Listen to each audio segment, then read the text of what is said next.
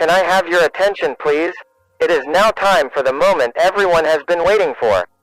Tea time with T and Robyn. Okay. All right. That sounds awesome. Oh my God! Okay, it's happening. Everybody stay calm. What's the procedure, everyone? What's the procedure? Stay calm. Wait. Everybody, calm down.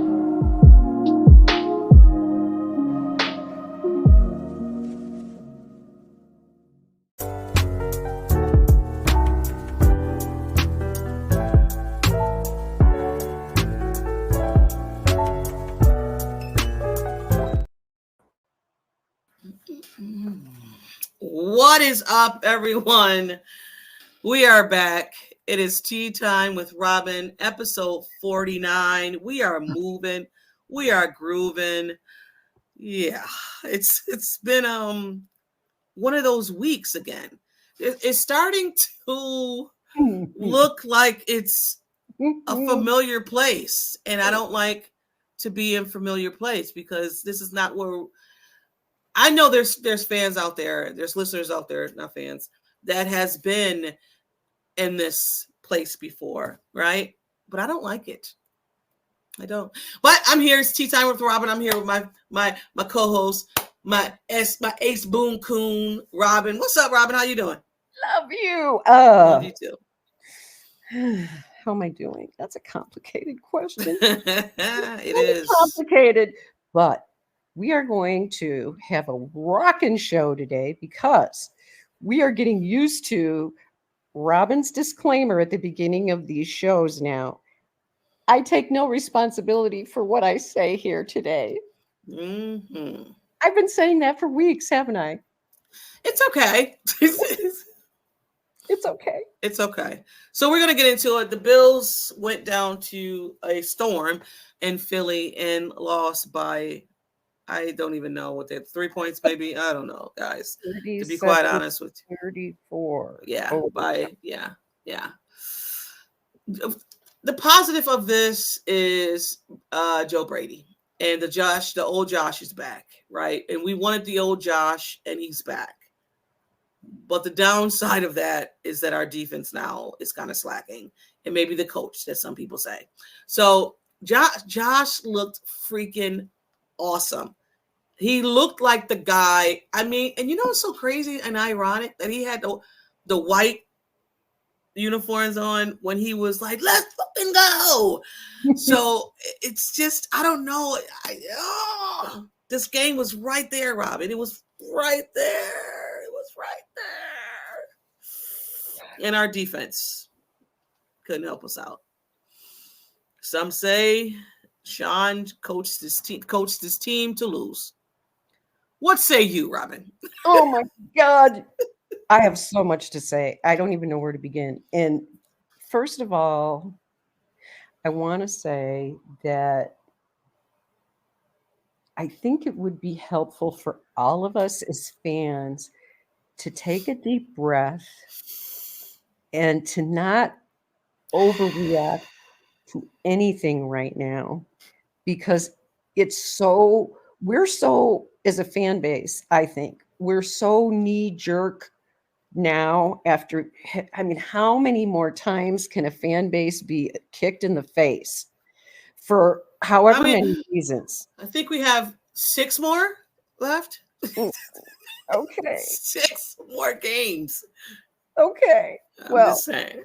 You're just saying. Well, okay. So where do we begin? We decided we were going to start talking about the positives, right? From this game. Like you said, there were a few. Josh did find himself back in the zone. I thought he looked in command. I thought he looked poised. I thought he looked passionate. I thought he was back to the old Josh to a large extent. He played lights out. He was, you could see that he was in a zone. And the rhythm on the offense, I don't know how you feel about this, T, but I can see now, because even though people think I'm not data-driven, I am. We didn't have enough data, I don't think, to really get a handle on just one game with Joe Brady, right? Like, okay, so now there's a couple of games in the books. So you can, it's a small sample size, but it's big enough for me to be able to say, there seems to be a different rhythm about this offense than when Ken Dorsey was running the offense. And particularly with the running game, it seems like the running game, it works better with the way that Joe Brady calls plays. And I don't know, I'm not an expert. I'm not an OC. I don't know what the difference is between Ken Dorsey per se and Joe Brady per se, except that there was a lack of flow on the offense that you've seen movement and motion through this whole and that game, right? Yes. You've seen it. Yes. And there was flow. There was a flow to the way that the offense went. And it felt like it, when the offense was rolling and running, it was running good. And then other things happened, which you and I are going to go into greater detail about.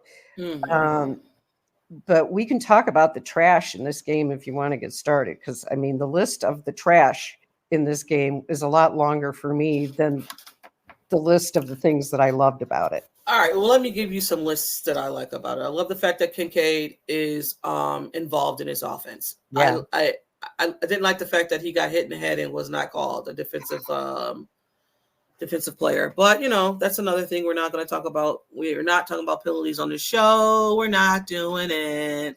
Okay. Maybe just a little. Okay, we can. Ty Johnson, a spark, like him. I'm with it. I love the fact that we have a run game. It include Ty Johnson. It include Cook. It also include Murray. I love the fact that we were running chunk plays on this defense, this high-powered defense. Loved it. I love the fact that it was a balance. It was more balanced than anything. Gabe Davis. I love the fact that he was involved as well. Yeah, Gabe. I'm trying here. But we can switch to the nasty real quick. That's it. We're done. That's it. That's check, and check. Some things that we should just throw in the trash. Robyn, have at it. Oh, well, I'll just get started for us. How about we just start with kneeling down with 20 seconds left to play? Yes, you're not going. You can throw that right in the crap. And the trash. When we had Kansas City do us dirty in 13 seconds with no timeouts, I believe, and we had 20 seconds in a timeout. What were we thinking? God. What were we thinking? I don't know. Well, what did he say? It was raining out. Oh, that's right. He did say that, didn't he? Oh, Sean, please. It was raining, Robyn. Oh. It just started raining that time, and he was thinking about it, so he couldn't do it. Hogwash, Sean. Hogwash. Yeah. And that leads into a later discussion that we're going to have about Sean. And what leaves me really distressed is when I hear a post game, or maybe the next day or whatever, it doesn't matter, excuses. I would, and I'm going to start this off because we're going to talk about Sean later, but I want him to start owning some of the bad decisions that he's made. I don't want to hear any more coach speak. I don't want to hear any more excuses. What I want to hear is, because we've heard it from other great coaches like Mike Tomlin, for example, who's been a head coach for a very long time. He owns his stuff. Owns it. When he makes a bad decision, he says, I did that. But not even that. They're best friends. So just go look at what he says. Oh, my God. Yeah. So that was Jesus. That was trash. Okay, next. Going for a field goal in overtime versus a touchdown. Trash. You can throw that one in the crapper too, because if you score the touchdown, you win. But you take the safe route again. You do the Dick Duran thing, and you take the safe route, and you try not to lose the game. That's how you play it. The fourth quarter, going into the half, right? Not going into the half, but coming out of the half, you kind of seen that they were playing like, of course they were still, putting points on the board. Yes. But the defense was playing preventive defense. They were trying not to lose the game. And when you try not to do something, you're committing on doing it. Like, stop. It's like telling someone not to think about elephants. I don't know. Okay, so more trash. Words. I have no Let words. me continue with my trash. Go. I got more trash. I got a bucket. Go ahead. Okay, well, next year, I do not want to see Jordan Phillips, Tim Settle, she's going for or Poona Ford on our football team. She doesn't want to see him. Do not want to see him. And if they don't bring me a one technique defensive tackle in this draft, I am going to lose my mind completely. But, okay, I have one other observation to make about Jordan Phillips. It occurred to me and I died laughing. I thought, I'm just going to blow this on T and see what she thinks about this. Do you think we have a problem with Jordan Phillips being sugar high Jordan Phillips? That's a good one. Phillips starts That's a good one. And he gets a little too rambunctious and has to take that obligatory penalty, which always hurts us in the end. Okay. Sugar high Jordan Phillips needs to stop. Yeah. Just saying. They had a run-in with the fans, and it was bad. It was a lot. It was a lot. It was a lot. It's a lot. Like the Gabe Davis drop, the miscommunicate. Well, not even a drop. It was just miscommunication. The cook.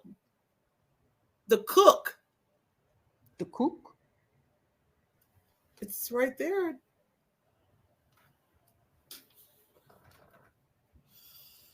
I said to my friend, I said that drop is going to come back to hurt us. He was like, it's too early in the game. I said, no, not too early. Like you said, the 20 seconds kneel. I never understood it, because the fact that it's 13 seconds, you were involved in a 13-second game and you had 20. So, I don't know. But you think, and we talked about the defense in the second half. You have to give hats off to Philly. They adjusted. And I don't know what they did. They did. They made some good adjustments. The other thing that I've noticed too is some fatigue along our defensive line in the second half. Mm-hmm. And again, I wonder if some of that isn't they get so juiced up earlier in the game, they're not pacing themselves well. Either that or they need to work on their conditioning some, because you see these, and I get it when the offense is going 1, 2, 3 out and you're on the field and you get exhausted. That's one thing. But that's not what I saw in this game. That's not what I saw. It wasn't 1, 2, 3 out. Here we go. The defense looked, to me, they looked tired in the second half. I was about to say that. I think they ran out of steam. And that's no excuse. No. You make no excuses for that. No. But also, too, you can say this is that this defense is so used of subbing people in and out and all and in and out, where I seen a chart. I think it was Ed Oliver played almost all the snaps, and he had to. Yeah, right. Like there's nobody in. To. So yeah. I don't know. I You know, hate it making seems like every year excuses. we talk about our defensive line, and then we get to the beginning of the season, and everybody's all jacked up, and we got the best defensive line, and then they shit the bed. Yeah. So And I'm it's done. I'm like, come on, I want a redo of the defensive line. and we Period. understand, we totally understand that injuries plays a big factor into Yes. to a football season. We understand that, but I think What have you seen from Tim Settle? nothing. Not a thing. Sorry. And that's the thing about it, Robyn. You think that when you go get these depth players, they're going to ultimately Produce. they're not going to play as your starters. But you don't expect a drop that that severe. Like it was just I seen a play with Tim Settle where he got ran over. I saw that play. I know which one. I'm just like, bro, come on. You know, it was just a lot of things that happened in this game. And it doesn't have to be perfect in order for the Bills to win. But it seemed like in that game, they had to be kind of perfect in order for them to win the game because there was like so many things stacked against them. Exactly, which brings up the point that neither one of us want to talk about, but we would be remiss if we did not bring up the penalties. Yeah. The penalties in the game were atrocious. The refereeing was atrocious. It was so blatantly one-sided. The horse following and calling him for intentional grounding. And I mean, all of this just made me lose my mind.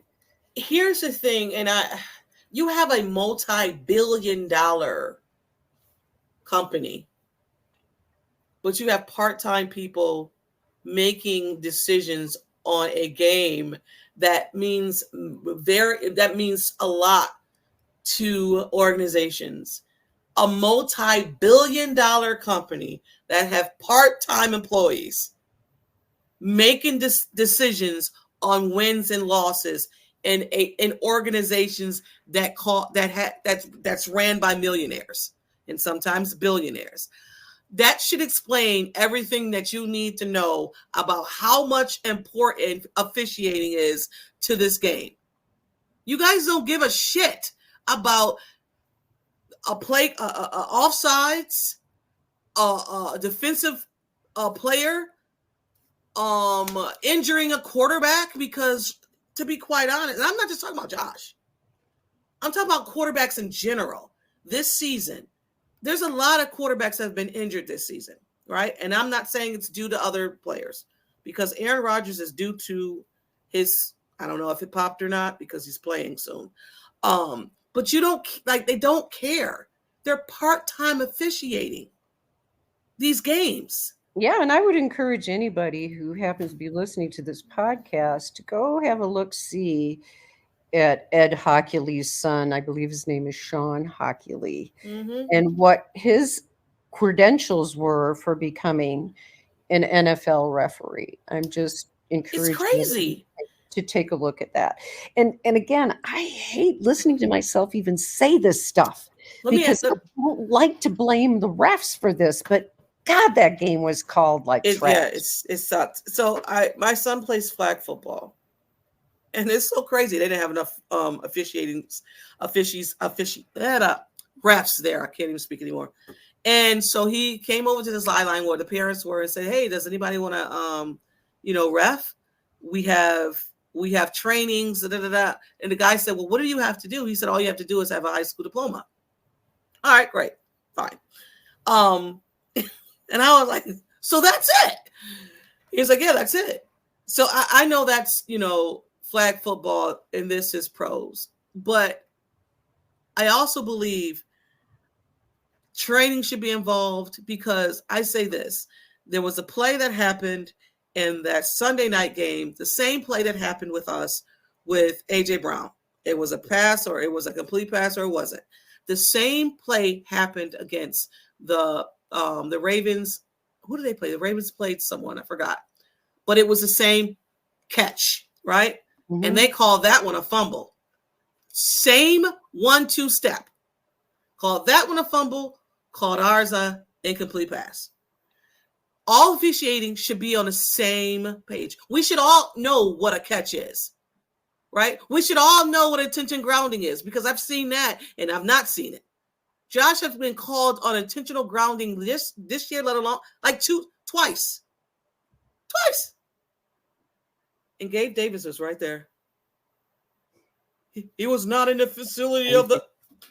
I was like, all right, cool. Yeah. But we're not going to go on about, because it was 11 against 4. 11 penalties against 4. Well, and that's the bottom line. It's not a matter of using this as an excuse for why the Bills lost or anything like that. That's not what this discussion is about. And neither T nor I are excuse makers. Nope. That is just not how I fly. That is not how you fly. And so I will go out of my way to not talk about refs, but I could not get through this podcast without saying what I think about this game. And it was trash the way the refs called it. Because even though the refs were involved in the game, the Bills could have won the game several times over. Oh yeah. Josh Allen won this game again. He won the game. He did everything he could. Tyler Bass, our special teams now is showing. It's showing. Special teams, Tyler Bass. Where are you? I don't know what happened, bro. Sam Martin, what is going on with you? Definitely next season, they need to bring in competition.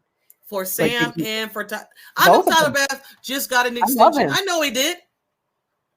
You know, I want to wait until after the season, because sometimes you'll find out afterwards. It's like, oh, well, he had a, problem with his foot, or because we don't always know those things. I was like, what? How did he even get up on him like that? This is so uncharacteristic for him. Of Tyler Bass. It really is. It is. So that's what leads me to believe like there's something else going on. Yeah, I don't know that there is, but I don't know that there isn't, because this is so out of character for him. But I think it's without a doubt time to bring in competition. He was missing extra points. And I'm like, that's not Tyler Bass. Yeah, and we're not talking about 40-mile-an-hour winds and no. Weather no wind, a perfect night, and you shanked it. Yeah. Shank. Yeah. I don't know. So I had a question. Yes. I had a question, and I don't know if I was doing it now or was I doing it later, but I'll say it now, and then we can move on to spilling the tea. I think did we talk about everything that I wanted to talk about? Well, I talked about wanted to talk about.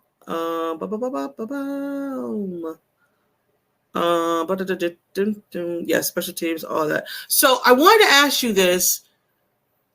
Do you think it's time for Al Holcomb to take over defensive play calling?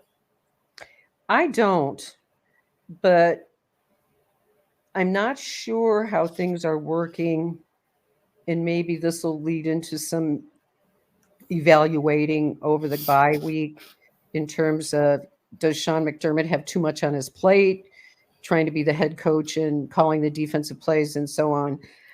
Purely from the defensive play calling, I don't think so. I think you would be taking away from McDermott what he does best, which he is a good play caller. But let me put the asterisk on there, because I thought about this.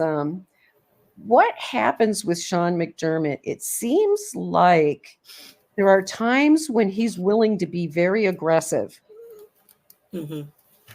And then there's times he turtles into, Dick Sharon, and I don't know what the deal is, because I haven't been able to see any correlation to, okay, when he does this is what happens. Right. I'm not able to make that connection with him, but it's odd because there are times when he does get very aggressive.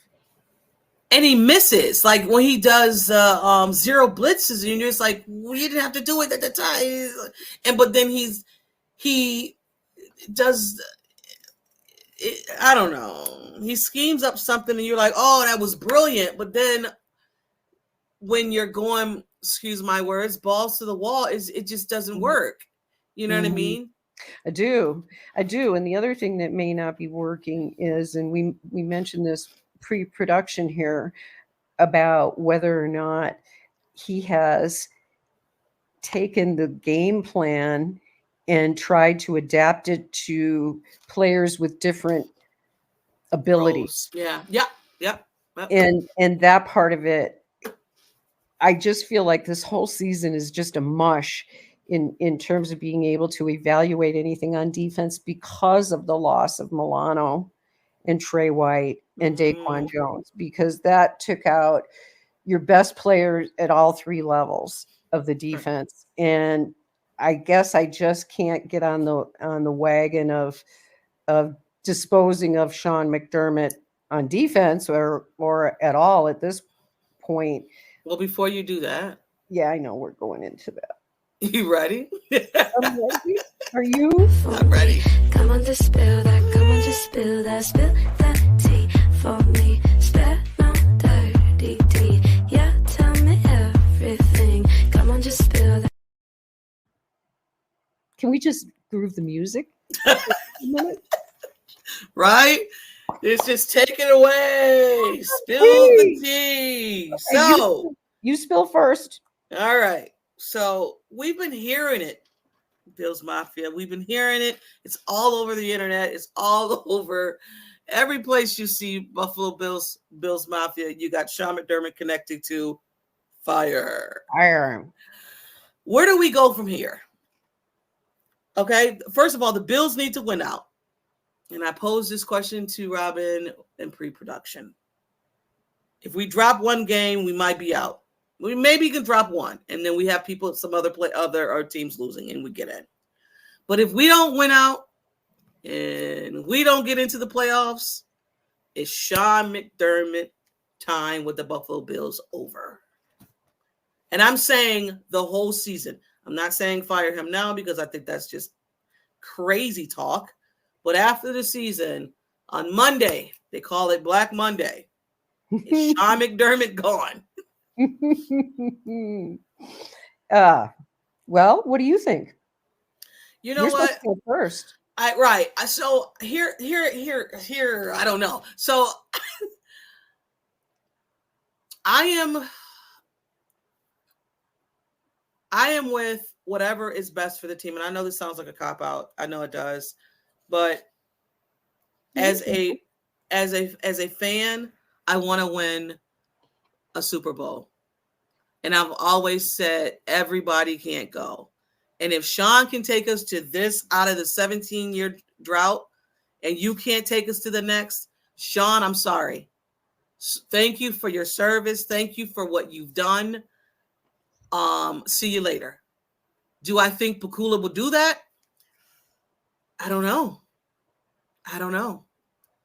So that's where I'm at. Everybody can't go. No hard feelings. Yeah. I hear all of that. I've been tweeting. I've seen you online. I've seen it. Yeah, I've been going back and forth with people a little bit. My issue with firing, well, it's several-fold, but mostly it's about, sometimes I think we throw the baby out with the bathwater, and we have been so abused as a fan base in terms of having gone through every possible permutation of disaster that you can think of. Bills fans have gone through it. And so I think we reached a point where it's very easy for us to just say, let's do it. Let's do it. Let's do it. And we got out of that. And I agree with you 100% about Sean taking us out of the 17-year drought. Great stuff. I think he's salvageable. And Okay. that's something that would require some different things to happen on McDermott's part. For example, I think he needs to come clean more often and take responsibility. He will do it with lip service. Of course, I'm the head coach and blah, blah, blah. Right. No, Blah, Sean. blah, blah, What I blah. really want to hear from you is, yeah, I really screwed up that call. That was one I wish I had back. Yeah. That sort of thing. Okay. True ownership, not lip service ownership, true ownership. Because if you don't grow Mm-hmm. as a head coach, you're doomed. You're Yeah. absolutely doomed. And he may be doomed. It's quite possible. But if he would look at himself and say, humble and hungry, Thank you. okay, humble and hungry, I screwed up. I need to take ownership of this.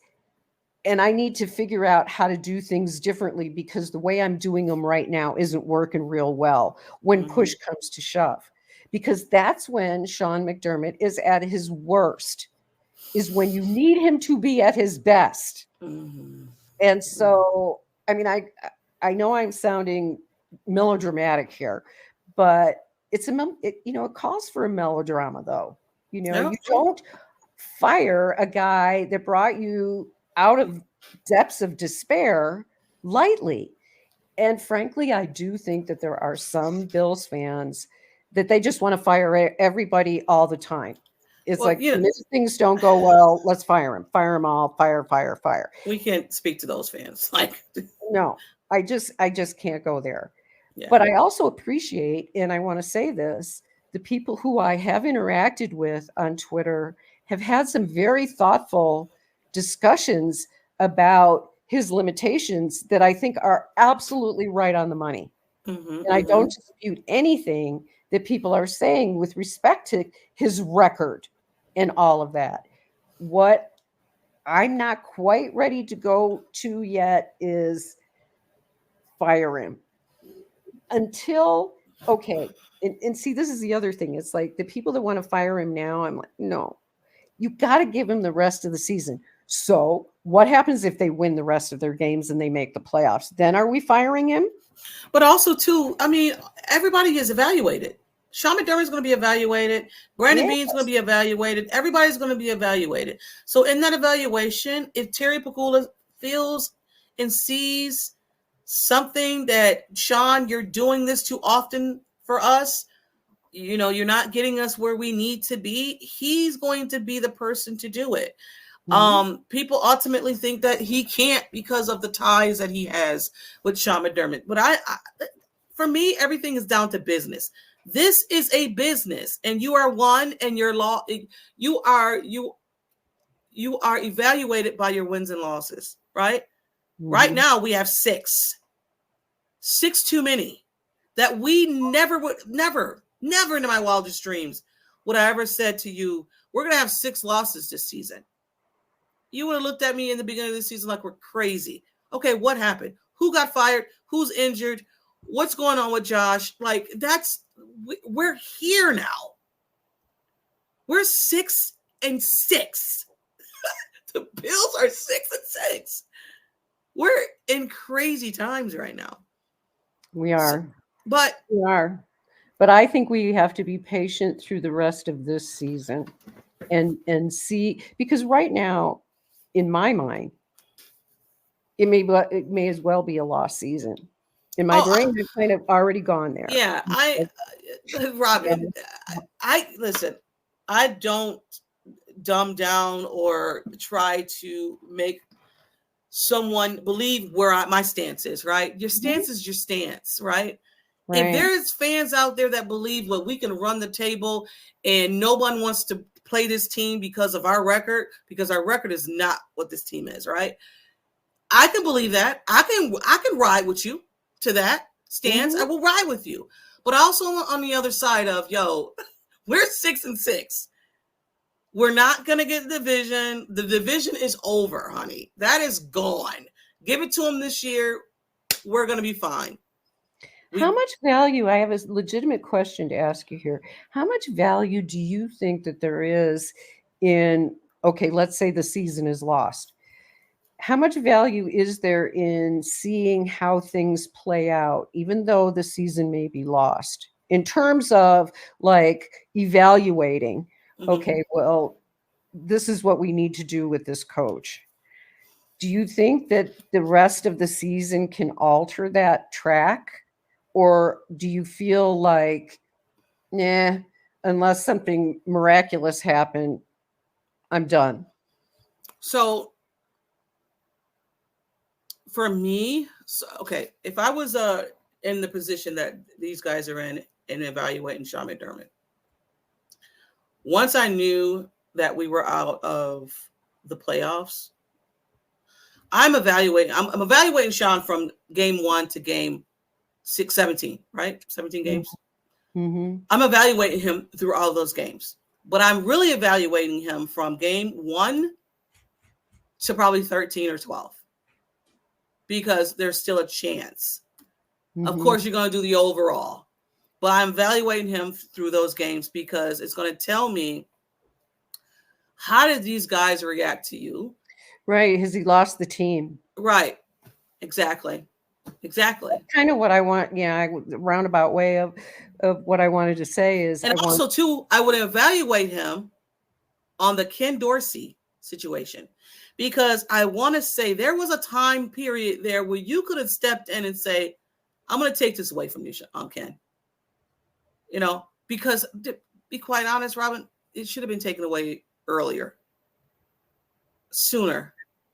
We would not be sitting. I don't know what our record would be, but I know it would not be 6-6.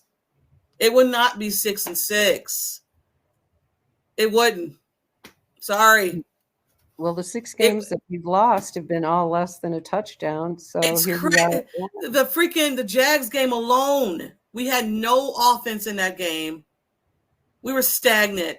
The freaking New England game, crazy. What are we doing here? Why is New England even close to us right now?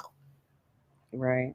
The Denver game. I mean, you had a little bit of, but still, it's insane. It's insane. We got a lot of stuff to get through before the end of this season.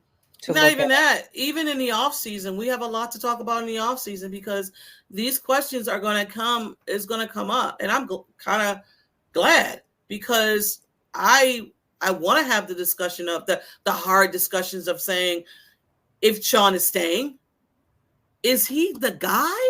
What is he going to do to change his team? This defense. What is he going to do? But tough questions need to be asked. And we also have some breaking news about Von Miller, and an arrest warrant has been issued for him, and domestic violence. This off week. What? It's an off week. What are they doing? I know before they left, coaches said, hey, listen, don't get into any trouble. Buckle down. Stay focused. You know him. Stay humble, stay focused. And this was no humble, no focus, no nothing. Vaughn is having a rough season, and now it just got a little bit rougher. Yeah, and as I mentioned to you in pre-production, I'm not going to make any commentary about it yet, because I want to gather more information, because this is breaking news and I need more information before I can make a commentary that I'm comfortable with, because I don't have enough information. But I will say, at the very least, it's an extremely disturbing thing to hear again. And I'm not talking about Vaughn again. Yeah. I'm talking about in the NFL. Oh man, this is the issue of domestic violence in the NFL is something that should give us all heartburn, because it's a pervasive problem. and we need to address the underlying causes. And it's way too deep to get into in a short podcast about football. But at some time, maybe during the off season, it's a conversation that you and I might like to have for a show. Yeah, no, for sure. I guess they did do a statement. I'm not up. Dallas police did a statement. It happened sometime around 11 o'clock. And actually, yeah, he left the scene. And it was a pregnant person. So we'll just leave it at that, I guess.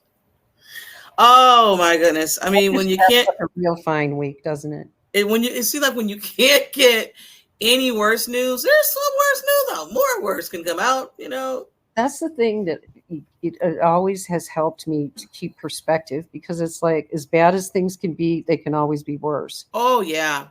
They can always be worse. But if this layered on top of everything else, this alone is so disturbing on so many levels. And as two women,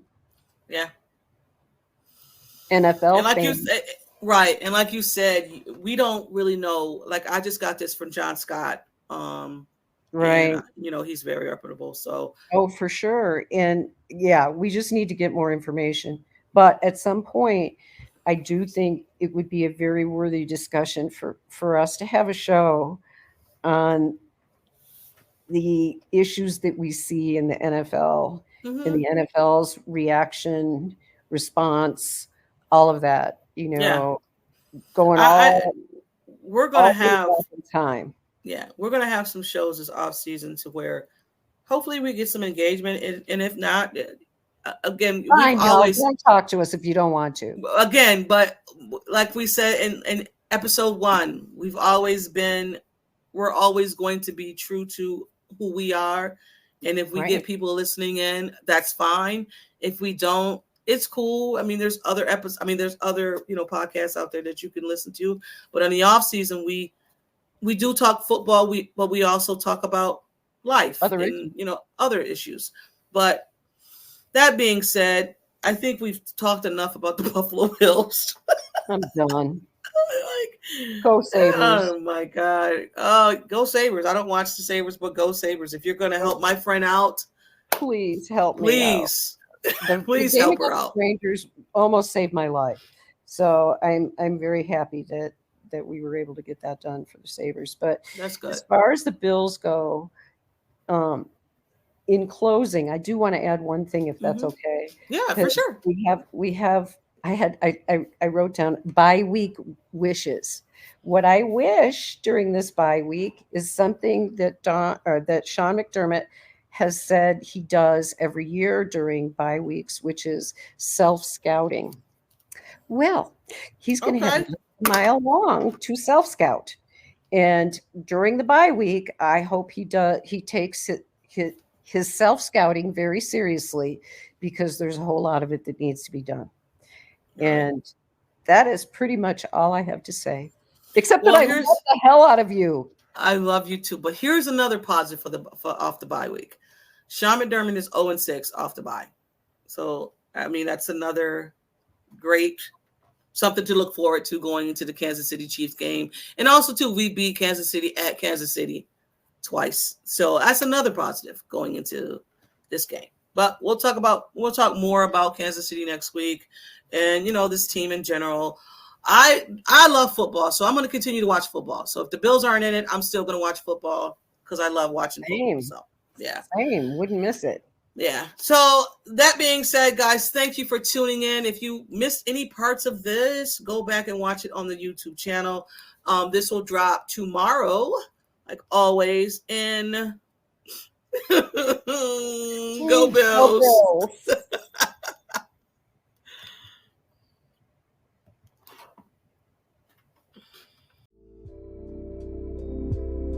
Until next time, Mafia, this has been Tea Time with T and Robyn.